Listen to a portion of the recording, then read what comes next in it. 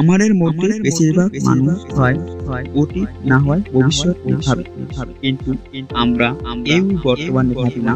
কারণ আমাদের জীবনে এখন যেটা ঘটছে সেটাই হচ্ছে বর্তমান। সেটাকে আমরা চোখে দেখতে পাচ্ছি এবং অনুভব করতে পারছি, কিন্তু যেটা চলে গেছে সেটা নিয়ে আমরা বেশি ভাবছি। কারণ অতীতে আমরা যে ভুলগুলো করেছি সেগুলো যেন আমরা দ্বিতীয়বার না করি।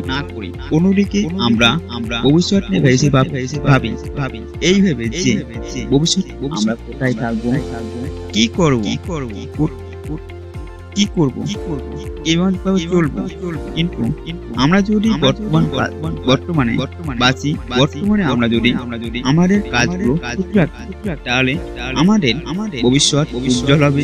যদি আমরা কালকে কাজটা না করে আজকেই কাজটা করি, তাহলে আমাদের দ্বিতীয়বার ওই কাজ করতে হবে না।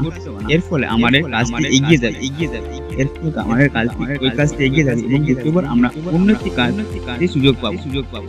এইভাবে আমাদের জীবন সুন্দর হবে এবং ভবিষ্যৎ ভালোভাবে কাটবে।